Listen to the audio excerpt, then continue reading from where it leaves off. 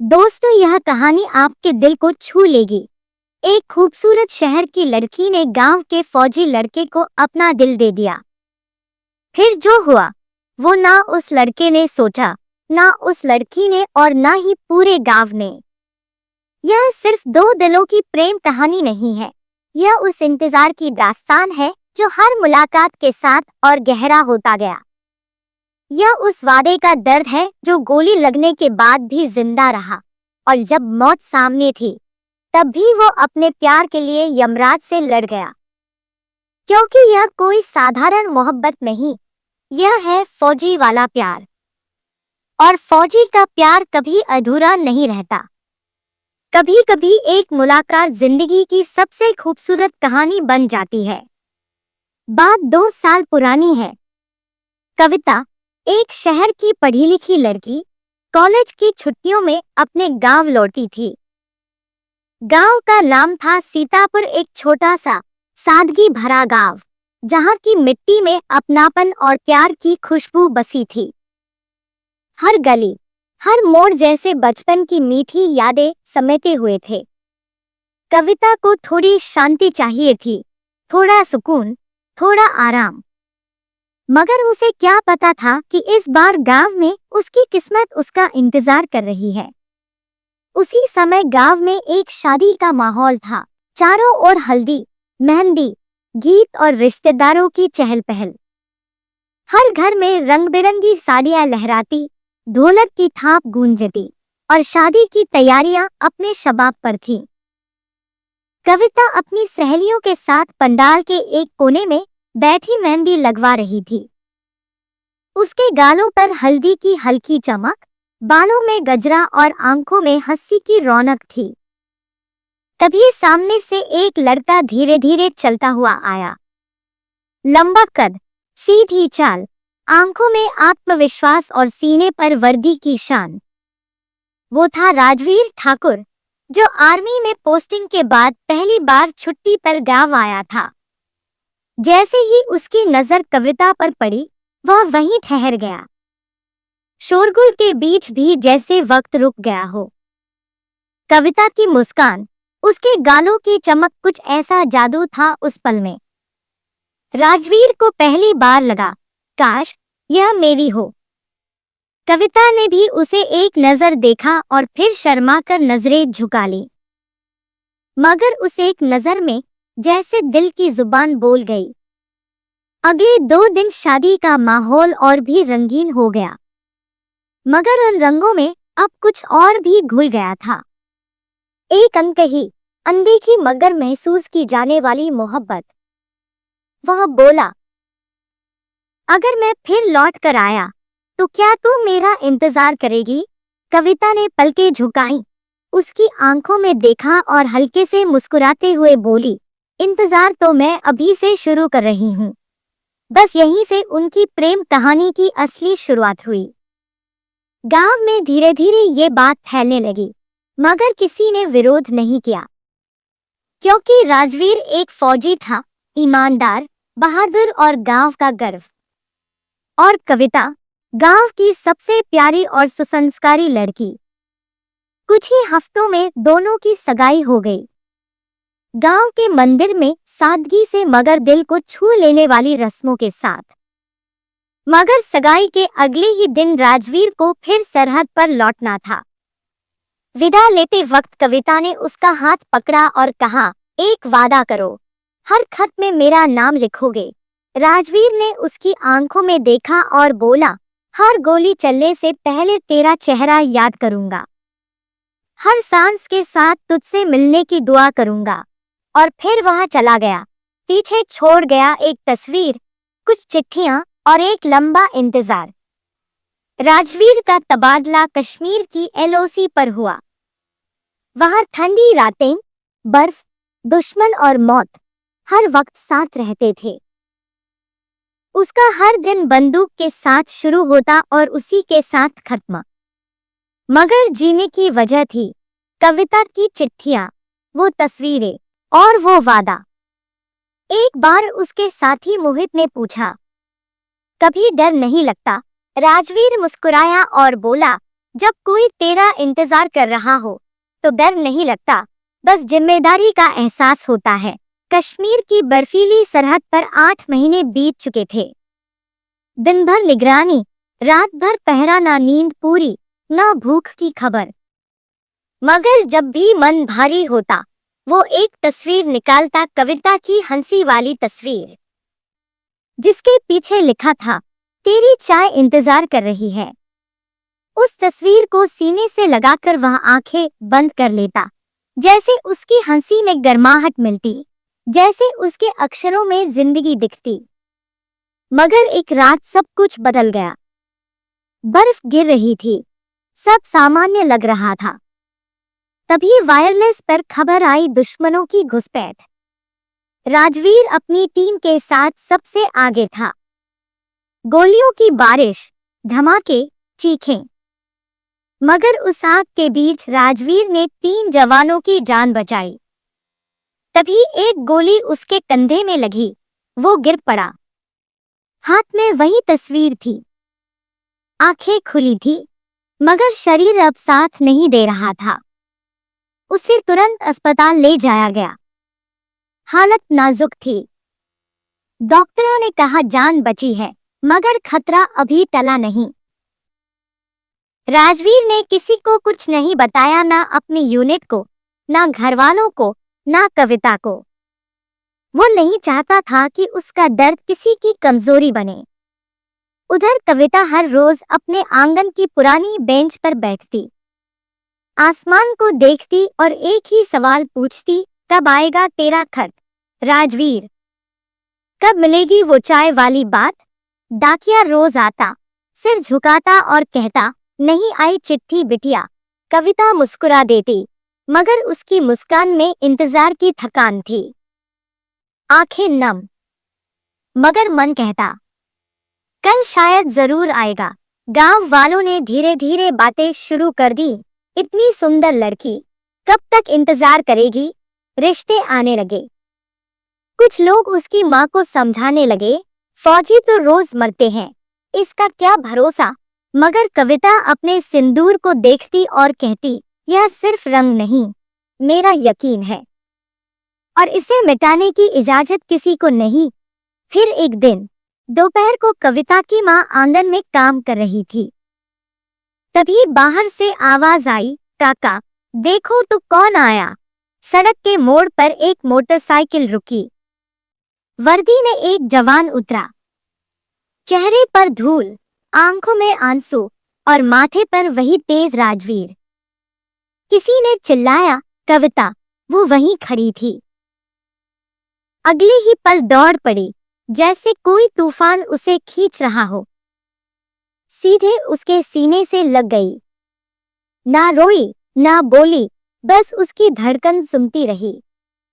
राजवीर ने उसका चेहरा उठाया और कहा, मैं आ गया कविता, तेरा वादा निभाने। उसी शाम मंदिर में राजवीर ने कविता की मांग में सिंदूर भरा और कहा, अब तेरा फौजी तुझसे कभी दूर नहीं जाएगा। शादी को 3 हफ्ते ही हुए थे। हर कोई कहता, कविता तुझे एक देशभक्त पति मिला। वो मुस्कुरा देती, मगर उसकी मुस्कान में एक डर छुपा था, कितनी देर रहेंगे वो? फिर कब जाएंगे? हर सुबह राजवीर उसके बालों में फूल लगाता और कहता, तू मेरी पूजा है, तुझे सजाना मेरी इबादत। मगर कुछ दिन बाद एक पत्र आया, आपकी पोस्टिंग फिर से कश्मीर की अग्रिम चौकी पर है। कविता ने चुपचाप उसका बैग पैक किया। बस इतना कहा, हर बार लौट आना वरना मेरी सांसें अधूरी मरेंगी। राजवीर मुस्कुराया, उसके माथे को चूमा और फिर चल पड़ा। फिर शुरू हुआ वही लंबा इंतजार, क्योंकि ये सिर्फ वर्दी नहीं थी, ये एक कसम थी, एक मोहब्बत का जुनून था जो सिर्फ फौजी निभा सकता है। यह हर रोज उसे कविता से दूर करने की सजा थी। मगर कविता के पास भी एक हथियार था, उसका इंतजार, उसकी दुआ और उसकी चाय। राजवीर के जाने के बाद कविता फिर से इंतजार की चौखट पर खड़ी थी। हर सुबह अकेले उठती, अकेले पूजा करती, चाय बनाते वक्त 2 प्याले निकलते, एक उसका, एक राजवीर का। वो कहती, जिस दिन ये प्याला टूटेगा मेरी उम्मीद भी टूट जाएगी। त्योहार आए, मेहंदी लगे, दिए जले, मगर हर रोशनी के पीछे सिर्फ राजवीर की परछाई थी। हर रविवार एक खत आता, कभी लिखा होता, तेरी चाय पत्ती अब भी सबसे खास है। कभी तस्वीर के पीछे लिखा होता, बस तेरे लिए ही जिया हूं। दिन गुजरता और रातें राजवीर के ख्वाबों में बीत जाती, मगर गांव का समाज कहाँ मानता है। एक दिन रिश्तेदार आए, बोले, कब तक इंतजार करेगी, फौजी तो रोज शहीद होते हैं। कविता सर झुकाकर अपने सिंदूर को देखती और कहती, यह मेरा इम्तिहान है, मैं इसे छोड़ने वाली नहीं। फिर एक रात कविता की आंख खुल गई। सपने में राजवीर बर्फ पर लहूलुहान गिरा था, उसकी वर्दी जली हुई, चेहरा मिट्टी में सना हुआ। कविता घबरा गई, मंदिर भागी, सिंदूर की डिब्बी भोलेनाथ के सामने रख दी। मेरे सुहाग को कुछ मत होने देना, मैंने कुछ नहीं मांगा, बस मेरी सांसों का कारण लौटा दो। अगले दिन उसने घर में शांति पाठ करवाया। माँ ने पूछा, क्या बात है? वो मुस्कुराई, बस दिल कह रहा है। उधर एलओसी पर रात 11 बजे घुसपैठ की खबर आई। राजवीर सबसे आगे था। हमारी 1 इंच जमीन भी कोई नहीं ले जा सकता, कहकर वह कूद पड़ा। गोलियों की बारिश, ग्रेनेड के धमाके, बर्फ लाल हो रही थी। राजवीर दुश्मनों को पीछे धकेलता रहा, मगर तभी एक ग्रेनेड फटा। उसका शरीर झंझना गया। आंखें खुली थी मगर शरीर बेकार।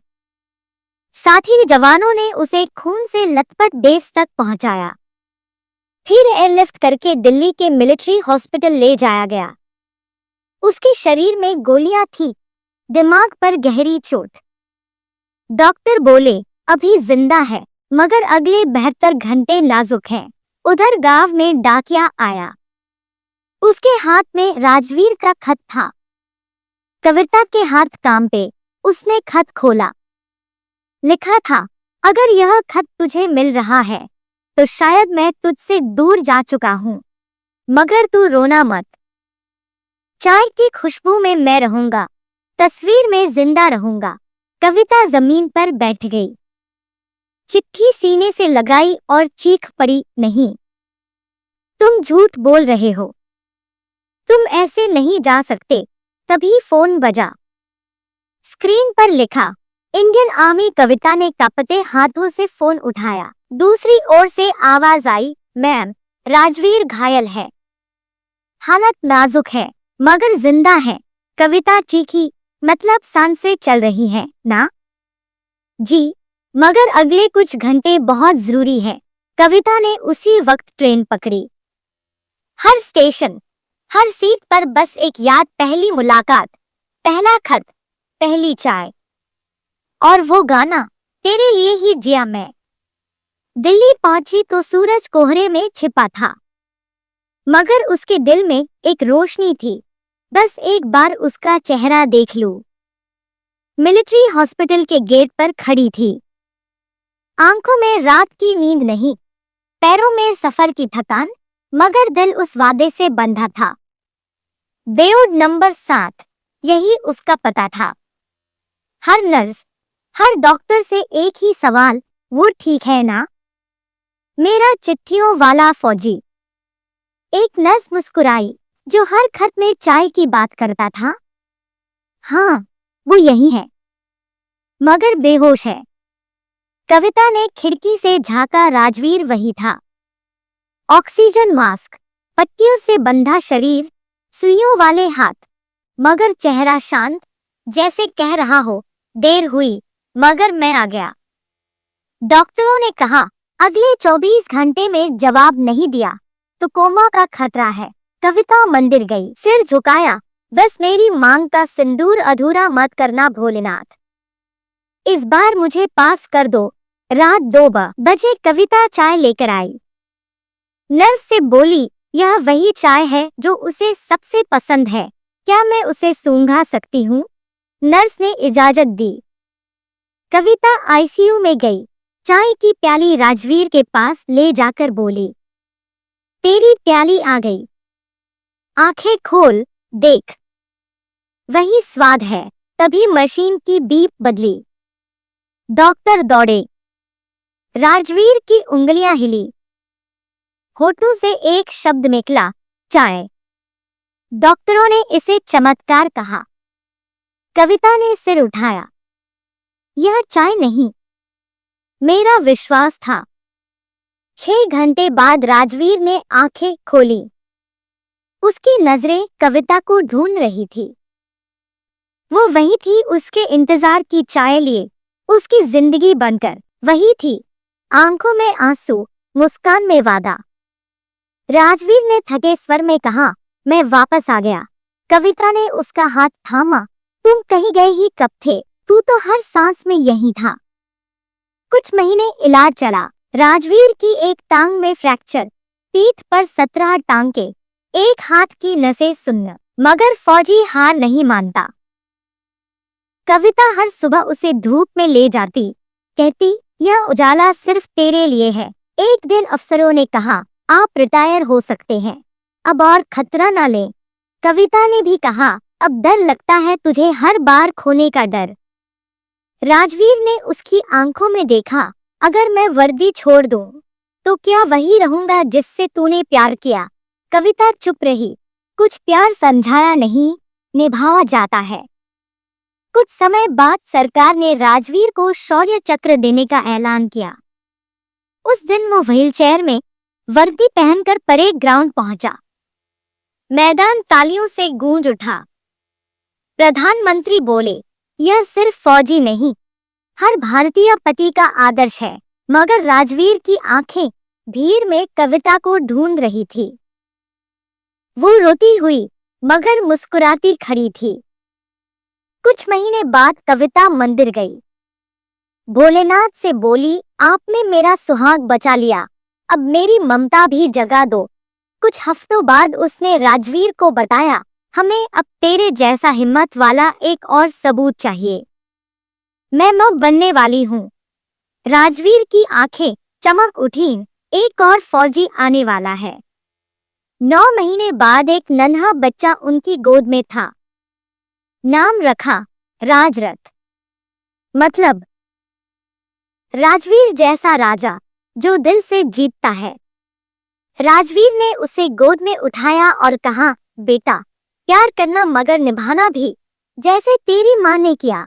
कविता ने सिर उसकी गोद में रखा और बोली, अब हमारी कहानी पूरी है। उनके घर की दीवार पर 3 तस्वीरें थीं। एक में राजवीर वर्दी ने मेडल के साथ, दूसरी में कविता की सिंदूर भरी मांग, तीसरी में राजरथ को गोद में लिए दोनों की मुस्कान, और बीच में एक तख्ती। जब प्रेम में फर्ज जुड़ता है तो वर्दी भी रो पड़ती है और तिरंगा झुककर सलाम करता है। दोस्तों, यह सिर्फ एक कहानी नहीं, यह उन हजारों फौजियों की कहानी है जो सरहद पर दुश्मनों से ही नहीं, वक्त, जुदाई और तकदीर से भी लड़ते हैं। और उन औरतों की जो सिर्फ पत्नी नहीं, एक मंदिर है जिसमें प्यार है, सब्र है और शक्ति है। तो याद रखिए, जब कोई फौजी दिखे, सिर्फ तालियां मत बजाइए, दिल से सलाम कीजिए। जब कोई शहीद हो, सिर्फ 2 मिनट का मौन मत रखिए, उसके परिवार से कहिए, हम आपके कर्जदार हैं, तभी बनेगा हमारा देश महान। अब आपसे एक सवाल, अगर आपके जीवन में कोई ऐसा इंसान है जिसने वादा निभाने के लिए जान दांव पर लगाई, तो क्या आप उसका इंतजार इतने सच्चे दिल से कर पाएंगे? कमेंट में जरूर बताइए आपके लिए प्यार का असली मतलब क्या है। और जाते जाते एक बार जोर से लिखिए, जय हिंद।